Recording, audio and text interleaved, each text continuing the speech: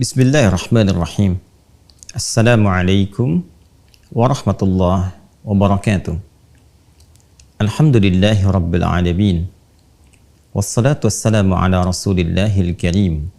Sayyidina Muhammadin wa ala alihi wa sahbihi wa dhurriyatihi wa ummatihi ajma'in wa ba'd. Saudara-saudariku dimanapun Anda berada, semoga Allah senantiasa merahmati dan meridhai seluruh aktivitas kita sehingga senantiasa bernilai maslahat baik untuk kehidupan berkeluarga ataupun dalam konteks sosial yang lebih luas, bermasyarakat, berbangsa, bernegara. Isu nikah beda agama sesungguhnya bukan hal baru, namun juga menjadi problem sosial yang pernah terjadi di era dakwah Nabi SAW, khususnya saat menjalani era dakwah di kehidupan sosial pada fase Madinah Al-Munawwarah. Dan sejatinya Islam yang memang semangatnya menghadirkan pedoman yang sempurna bagi umat manusia seutuhnya dalam menjalani kehidupan yang bermaslahat, elegan, tampil terhormat dalam seluruh lini kehidupan, tentu menghadirkan solusi yang dengan solusi itu memberikan pencerahan, bukan hanya aturan-aturan teknis formal fikih semata, tapi juga menjelaskan hikmah-hikmah yang dapat menghadirkan kenyamanan dalam berumah tangga. Bagaimana tujuan berumah tangga itu tercapai, dari mulai ketenangan, kedamaian yang disebut dengan sakinah itu, rasa cinta, perhatian yang dalam yang disebut dengan rahmat itu, dan juga rasa kasih yang dihasilkan dari pemberian-pemberian materi, pergaulan fisikal yang disebut dengan mawaddah itu. Sakinah, mawaddah, dan rahmah itu yang seringkali kita namakan dengan samara. Karena itu terkait dengan isu nikah beda agama, Al-Quran memberikan tuntunan secara detail yang dijelaskan oleh Nabi SAW secara paripurna dan menjadi pedoman bagi setiap muslim, baik di masa era kenabian dengan masyarakat Islam yang ada pada saat itu, ataupun juga generasi yang berganti di setiap zaman pun kini, ataupun juga yang akan datang. Beda agama artinya beda keyakinan. Saya, Anda, kita, muslim misalnya, tentu memeluk Islam. Maka bagi kita yang Islam, bagi kita muslim, jika dikatakan berbeda agamanya, artinya berbeda keyakinan. Non-muslim, ada Islam, agama dalam bahasa Arab, bahkan diksi Al-Quran disebut dengan ad-din, yang kita yakini inna dina indallahil Islam. Agama yang diridhai, din yang dibenarkan oleh Allah menurut kita adalah Islam. Itu yang kita yakini tanpa ragu. Yakin tanpa ragu disebut dengan iman. Kata kerjanya amana, jamaknya amanu, orangnya disebut mukmin, insan beriman. Agama yang dipeluknya Islam. Berbeda dengan Islam artinya tidak sama dengan Islam. Beda agamanya, beda keyakinannya. Maka selain Islam kita katakan non-muslim, non-mukmin. Dalam diksi Al-Quran, orang-orang yang belum Islam, belum beriman, maka dihadirkan lawan kata dari iman, yaitu kufur. Jika kata kerja iman amanah, maka kata kerja kufur itu kafara. Jika orang yang beriman itu mukmin, maka orang yang belum yakin, yang menutup diri sehingga keyakinan belum sampai kepada hatinya, bahasa lembutnya itu bernama kafir. Jadi ada mukmin, ada kafir, ada muslim, ada kafir. Dan ini bahasa standar yang orang-orang jahiliyah pun, bahkan yang ingkar pun, bahkan yang menjadi lawan langsung dari Nabi SAW memahami bahasa ini dengan pemahaman biasa, bahkan menyadari sepenuhnya dan menerima karena memang dihadirkan dengan diksi yang sangat lembut, diksi yang sangat mencerahkan dalam arti memahamkan. Jika memang ada yang beriman, mereka menerima risalah Islam, yang belum menerima menutup diri, memang bahasa Arabnya disebut dengan kafir. Jadi ada mukmin, ada kafir. Nah, yang kafir ini, yang belum beriman ini, yang belum berislam, oleh Al-Quran itu dibagi dua bagian. Ada yang termasuk dari bagian ahli kitab.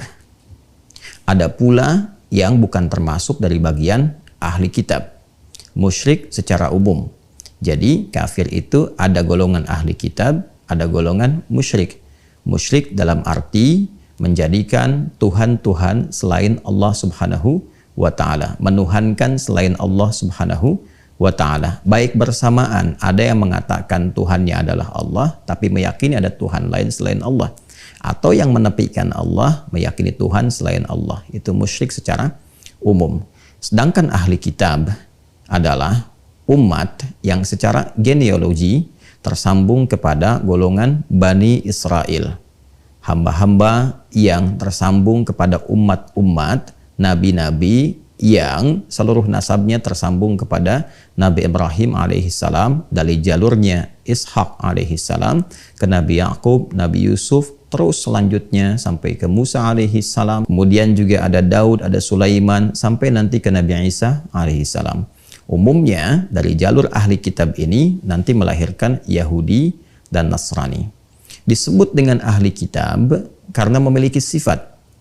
Sifatnya adalah mereka pernah mendapati kitab yang dituntunkan kepada nabi-nabi mereka, seperti Taurat kepada umatnya Nabi Musa alaihissalam, Injil kepada umatnya Nabi Isa alaihissalam. Di dalamnya ada informasi tentang kenabian Rasulullah SAW. Mereka percaya sepenuhnya, mereka yakin sepenuhnya bahwa akan ada nabi penutup, ya, nabi yang diutus sebagai penutup para nabi, yang sangat mulia, yang sangat istimewa, yang bahkan sudah viral di kitab mereka. Dan ini dilestarikan informasinya di dalam Al-Quran, baik itu harapan mereka sebelum nabinya hadir, seperti di Quran surah kedua Al-Baqarah di ayat 89, dan ditegaskan kembali di ayat 101. Di ayat 89 Allah menegaskan bahkan walamma ja'ahum kitabum min indillahi musaddiqul lima ma'hum wa kanu min qablu yastaftihuna 'alal ladzina kafaru falamma ja'ahum ma 'arafu kafaru bih fala'natullahi 'alal kafirin. Dan ingatlah, ketahuilah tatkala mereka itu berharap-harap akan datangnya nabi penutup yang diutus, nabi yang istimewa, yang melengkapi misi risalah nabi-nabi sebelumnya, dan mereka meyakini ini nabi yang paripurna. Maka tatkala dihadirkan informasinya di kitab mereka dan hadir nabinya, ternyata mereka tidak menerima itu semua, karena apa yang mereka harapkan bahwa keturunan dari nabi itu genealoginya tersambung kepada keturunan kakek moyang mereka dari jalurnya Ishak alaihissalam, yang seperti tadi telah diuraikan, ternyata Allah memilih dari jalurnya Nabi Ismail alaihissalam. Apa yang mereka harapkan ketika Allah penuhi, dan boleh jadi harapan tinggi itu terwujud seluruh sifatnya dari keturunan Nabi Ismail alaihissalam, yaitu Nabi Muhammad sallallahu alaihi wasallam, sesuai dengan permintaan mereka, doa-doa mereka, harapan mereka. Tapi ternyata karena bukan dari jalur keturunan yang sama, mereka tidak menerima itu. Ada yang tertutup keadaan dirinya hanya karena bukan dari anggota jalur genealoginya. Ada pula nanti persoalan-persoalan lain yang mengiringi. Pada intinya, mereka adalah orang-orang yang meyakini kenabian Nabi Muhammad, namun pada masa itu belum menerima risalah Nabi Muhammad SAW karena faktor-faktor tadi, ya, ada rasa-rasa kurang bisa menerima karena keterkaitan genealogi, ada juga kekhawatiran duniawi atau faktor-faktor godaan-godaan setan yang barangkali terakumulasi dari sifat penolakan mereka. Orang-orang ini pada dasarnya menyadari, meyakini kenabian Nabi Muhammad SAW, namun belum terbuka keadaan hatinya. Nah, ini adalah golongan ahli kitab. Jadi mereka umat yang secara genealogi tersambung kepada Bani Israel, bisa Yahudi, bisa Nasrani, dengan syarat mengakui kenabian Nabi Muhammad SAW, meyakininya, bahkan mereka tahu tanda-tandanya. Diviralkan di surah Al-Baqarah itu. Alladzina atainahumul kitaba ya'rifunahu kama ya'rifuna abna'ahum wa inna fariqam minhum la yaktumuna al-haqqa wa hum ya'lamun. Orang-orang itu sebetulnya telah mengetahui karena viral tentang tanda-tanda Nabi Muhammad itu di kitab mereka. Bahkan mereka mengenali Rasulullah seperti mereka mengenali anak mereka sendiri. Cuma karena faktor-faktor tertentu, mereka kemudian mencoba untuk menepikan, bahkan menyembunyikan info itu pada keturunan setelahnya. Nah, orang-orang ini secara singkatnya disebut dengan ahli kitab. Selain dari itu, walaupun mungkin ada yang menyandarkan dengan keturunan dari Yahudi, ataupun mungkin juga keturunan dari Nasrani yang kelak kemudian juga akan melahirkan diksi yang baru yaitu Kristen. Nah, bila ini tidak terpenuhi dalam arti tidak meyakini kenabian Nabi Muhammad SAW. Bahkan ada isyarat di dalam Al-Quran pada generasi-generasi selanjutnya setelah itu ada yang mencoba menghilangkan juga ya jejak viralnya Nabi Muhammad di kitab-kitab itu. Sehingga tidak tampak di kitab mereka itu informasi tentang Nabi Muhammad SAW. Tidak terdapat di kitab-kitab selanjutnya berita tentang Nabi Muhammad SAW. Sehingga dengan itu konsekuensinya generasi yang selanjutnya tidak mengenal Nabi Muhammad, tidak meyakini kenabian Nabi Muhammad SAW. Bahkan saat yang bersamaan banyak menyoal risalah, bukan hanya meragukan tapi juga menolaknya. Maka golongan ini sekalipun menyebut dirinya dengan Yahudi ataupun bahkan menisbatkan dengan Nasrani atau bahkan Kristen, tidak masuk pada golongan yang pertama disebut dengan ahli kitab. Ini mesti diklirkan terlebih dahulu. Jadi orang-orang kafir non-muslim yang tidak beriman, beda agama, beda keyakinan dengan apa yang kita peluk sebagai muslim, itu dibagi dua bagian, ahli kitab dan non ahli kitab atau musyrik secara umum. Musyrik dalam arti meyakini ada Tuhan lain selain Allah.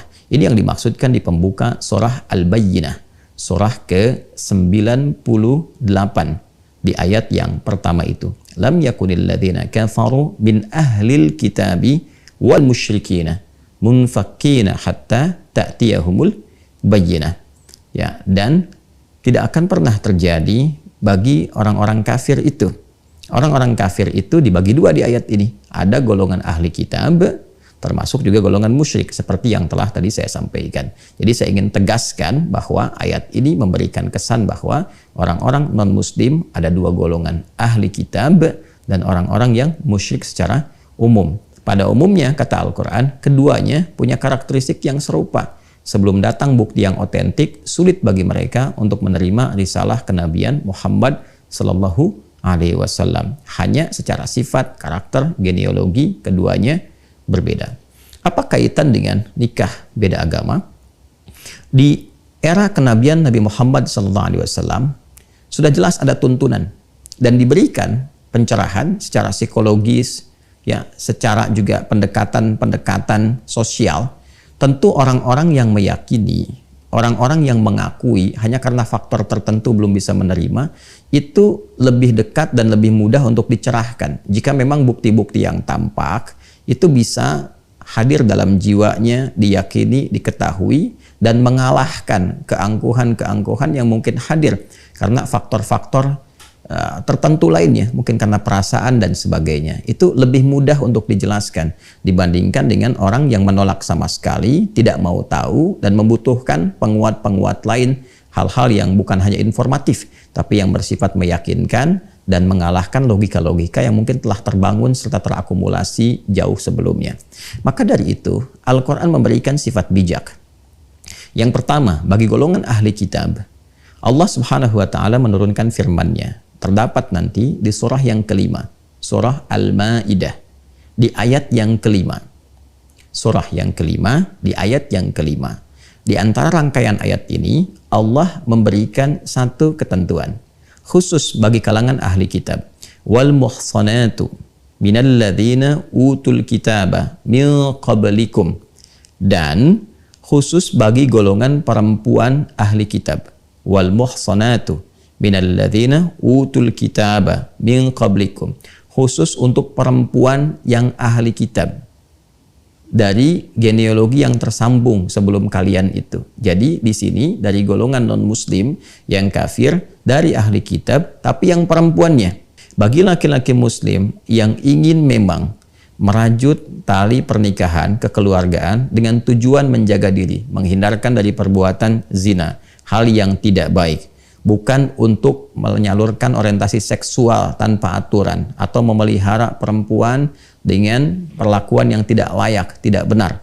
Kata Al-Quran, khusus bagi pria-pria muslim yang memang serius berumah tangga untuk mewujudkan hikmah-hikmah kehidupan berumah tangga, sakinah, mawaddah, rahmah, memberikan bimbingan yang benar, boleh pria muslim itu menikahi perempuan dari kalangan ahli kitab. Ingat ya, ingat baik-baik bahwa redaksinya pria muslim dengan perempuan ahli kitab, tidak sebaliknya. Jadi yang dibenarkan adalah jika ada prianya, laki-lakinya muslim, perempuannya ahli kitab. Jadi bukan perempuannya muslimah, laki-lakinya ahli kitab, bukan. Jadi laki-lakinya muslim, perempuannya ahli kitab. Dan yang dimaksud ahli kitab yang saya jelaskan tadi, meyakini, mengakui kebenaran risalah Nabi Muhammad SAW, namun belum beriman, ya, belum masuk Islam, belum bersyahadat karena faktor-faktor tertentu. Tapi ada pengakuan dalam dirinya, ada kebenaran yang dia akui, dia tahu tentang itu, ya, maka dengan keadaan dirinya sebagai perempuan dan hikmahnya dalam kehidupan rumah tangga, laki-laki diposisikan sebagai pemimpin yang mengatur, membimbing, mengayomi, menyayangi, sehingga dalam posisi itu bisa membina rumah tangga dengan baik, membimbing istrinya, mengarahkan, memberikan pencerahan, sehingga diharapkan dengan itu, pertama, dapat menerima risalah Islam dengan baik. Itu satu. Yang kedua juga, meminimalisir konflik-konflik yang mungkin terjadi dalam kehidupan rumah tangga, sehingga dengan itu potensi-potensi untuk tetap bisa memberikan nafkah, kebaikan-kebaikan, perlindungan, dan kemuliaan lain dalam kehidupan rumah tangga yang mendekatkan pada samara itu lebih dapat terwujud. Sebaliknya, Islam melarang tegas bagi perempuan muslimah untuk menikah, berumah tangga, ya, berhubungan secara formal, ya, dan apalagi non formal, itu sangat dilarang, ya kan? Dengan laki-laki dari kalangan ahli kitab. Jadi perempuannya muslimah, laki-lakinya non-muslim, kafir dari ahli kitab, itu tegas dilarang, haram hukumnya, tidak diperkenankan. Karena ayat ini hanya membolehkan laki-laki muslim dengan perempuan ahli kitab.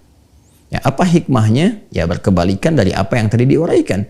Karena laki-laki itu sifatnya dominan, dikhawatirkan nanti mengendalikan yang perempuan muslimahnya.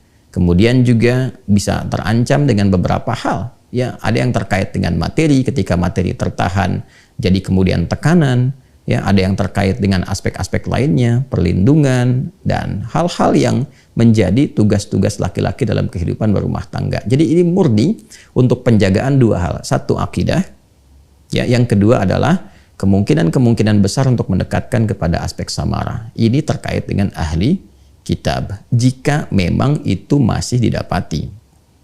Tapi jika itu tidak ditemukan, seperti generasi-generasi kekinian yang tadi saya sampaikan dengan cukup panjang lebar, secara singkat saya coba uraikan, bahwa berganti generasi sudah berbeda persepsinya, karena informasi yang sampai pada generasi berikutnya, bahkan sampai kini, tidak didapati keterangan Nabi Muhammad SAW. Sehingga pertentangannya begitu besar, penolakannya begitu tinggi, bahkan bukan sekedar penolakan, pengakuan akan ketuhanan pun sudah menjadi musyrik total, dalam arti memang meyakini Tuhannya bukan Allah, bukan hanya ada Tuhan lain selain Allah, bahwa yang ada keyakinannya adalah Tuhannya bukan Allah. Maka ini sudah bukan lagi disebut dengan ahli kitab.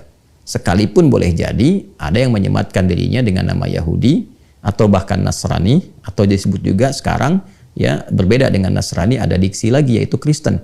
Nah, jadi Kristen saat ini jika tidak mengakui kenabian Nabi Muhammad SAW, jika tidak kemudian mengimani Nabi Muhammad SAW sebagai nabi penutup dan meyakini bahwa Allah itu Subhanahu wa taala sesungguhnya adalah Tuhan, walaupun barangkali ya ada meyakini Tuhan selain Allah, nah, itu tidak masuk dalam kategori ahli kitab. Apalagi jika memang sudah menolak Allah sebagai Tuhan, Nabi Muhammad itu bukan nabi, bukan rasul, ya dan seterusnya, dan menganggap Islam totally different, sangat berbeda, maka itu tidak masuk dalam golongan ahli kitab. Maka tidak berlaku hukumnya yang di Al-Maidah ayat kelima. Maka Allah menurunkan ayat khusus di dalam Al-Quran surah kedua Al-Baqarah di ayat 221. Allah berfirman, "Wala tankihul musyrikati hatta yu'min. Wala amatun mu'minatun khairum min musyrikati walau a'jabatkum. Wala tunkihul musyrikina hatta yu'minu. Wala 'abdun mu'minun khairum min musyriki walau a'jabakum. Ulaika yad'una ilan nari wallahu yad'u ilal jannati wal maghfirati bi'idzni." Dan janganlah kalian menikahi perempuan yang musyrik. Artinya golongan kedua dari non-muslim, dari yang belum beriman. Sampai perempuan-perempuan itu beriman. Sungguh, bila pun ada seorang budak yang secara sosial dipandang kelasnya rendah, namun dia beriman, itu lebih utama untuk dinikahi dibandingkan dengan perempuan musyrik yang belum beriman, walaupun secara fisik misalnya atau status sosial begitu menarik. Pun demikian, jangan nikahkan anak perempuan kalian kepada laki-laki yang musyrik, golongan kedua dari non-muslim yang belum beriman dan tidak mengakui ketuhanan Allah Subhanahu wa taala, juga Rasulullah Nabi Muhammad sallallahu alaihi wasallam, sampai para lelaki itu mau beriman. Lelaki yang secara status sosial dipandang rendah tapi dia beriman, berperilaku yang baik, itu lebih utama untuk dinikahkan anak perempuan kalian dengan mereka dibandingkan dengan laki-laki musyrik dengan sifat-sifat yang tadi disebutkan. Sungguh mereka berpotensi membawa anak-anak kalian jika nekat untuk dinikahkan kepada situasi-situasi yang sulit, bahkan terancam saat kembali kepada Allah Subhanahu wa taala dengan ancaman-ancaman yang nyata. Karena itulah kemudian berpalinglah kepada ketetapan Allah yang lebih mengarahkan kepada nilai kemuliaan, nilai-nilai kebahagiaan, dan demikian Allah menjelaskan kepada kalian ketentuannya supaya kalian mengerti dan lebih mendekatkan diri kepada Allah Subhanahu wa taala. Ternyata ayat ini memberikan penegasan. Pertama, larangan menikah antara laki-laki dan perempuan beda agama. Baik itu laki-lakinya muslim dengan perempuan non-muslim atau sebaliknya, perempuan muslimah dengan laki-laki non-muslim dalam keadaan kafir. Kategori yang kedua yaitu musyrik kafir dan musyrik secara bersamaan, bukan dari golongan ahli kitab. Jadi mutlak dilarang, mutlak diharamkan. Yang kedua, Allah menegaskan bahwa tujuan berumah tangga itu sejatinya adalah membangun ketakwaan, membangun kedekatan dengan Allah Subhanahu wa taala dengan cara meningkatkan ibadah, meningkatkan amal saleh, dan meniatkan kehidupan rumah tangga itu untuk mendekat kepada Allah. Bagaimana itu bisa dibangun sedangkan pasangan hidupnya beda keyakinan? Dan ini problemnya juga akan mereduksi nilai-nilai sakinah yang sangat diharapkan dalam kehidupan rumah tangga. Coba Anda renungkan, Anda pikirkan, yang satu ke masjid, yang satu ke tempat ibadah lain. Di dalam rumah didapati situasi yang berbeda. Nanti ketika muncul anak, muncul problem lagi. Mau dibawa kemana anak itu? Dan seterusnya. Belum problem warisan, belum problem nanti dari kedua keluarga. Dan ini akan menyulitkan. Karena itu bertakwalah kepada Allah Subhanahu wa ta'ala. Hidup kita itu terbatas, sementara. Kita itu hanya bertugas. Satu saat kembali kepada Allah Subhanahu wa ta'ala. Jangan kemudian hukum-hukum yang nyata yang memang sudah disiapkan untuk memberikan kedamaian, ketentraman, diutaati kembali dan menampilkan semangat-semangat baru dengan kata-kata diksi yang baru seakan-akan benar, dengan frame toleransi, dengan frame misalnya kearifan sosial dan sebagainya. Sungguh semua itu tidak akan bisa menghadirkan ketenangan-ketenangan, samara yang memang desain mendapatkan itu telah ditetapkan sesuai dengan ketentuan yang menciptakan kita semua. Ini bukan bagian dari sifat intoleran, tidak. Tapi sungguh ini bagian dari penjagaan kepada kita semua. Justru ini bagian dari sifat toleransi tertinggi. Toleransi itu mengharapkan semua orang mendapatkan kebaikan, kebahagiaan, kenyamanan. Toleransi yang dipaksakan tidak akan mewujudkan kebahagiaan, kenyamanan itu. Apalagi dalam kaitan dan balutan kehidupan berumah tangga. Inilah perwujudan yang benar, perwujudan yang nyata dengan keyakinan kita sebagai muslim. Nasihat ini, pernyataan ini ditujukan bagi umat Islam.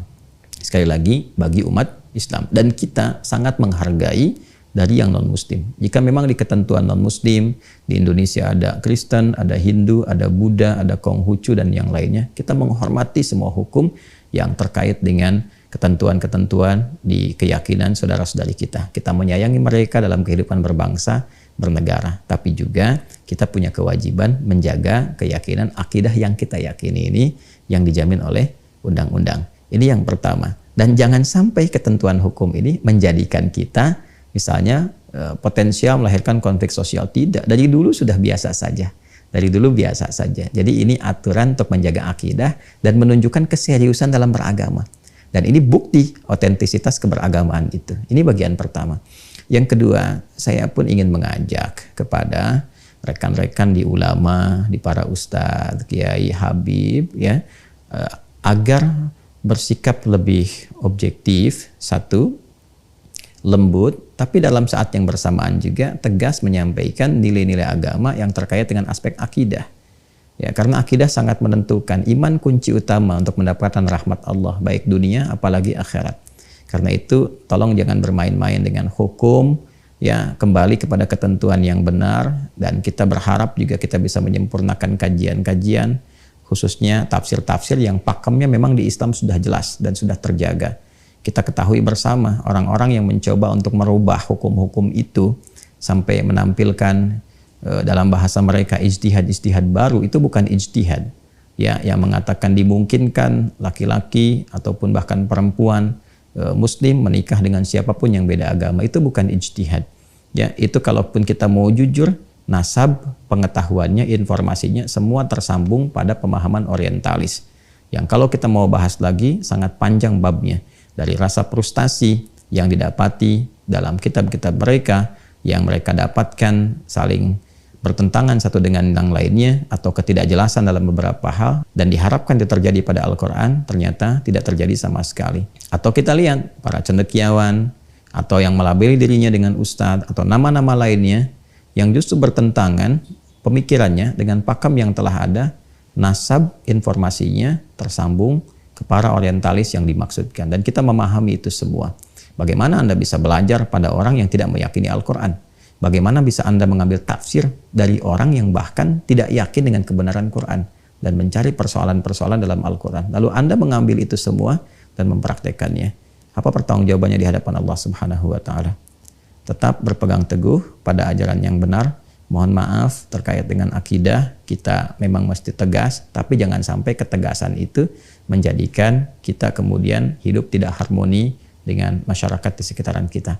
Tetap saling membangun, mencintai dan memakmurkan negeri yang kita pijak itu bersama-sama, berbineka tunggal ika, tapi dalam saat yang bersamaan juga mengamalkan apa yang negara jamin untuk memeluk agamanya masing-masing dan beribadah menurut agama dan kepercayaannya itu.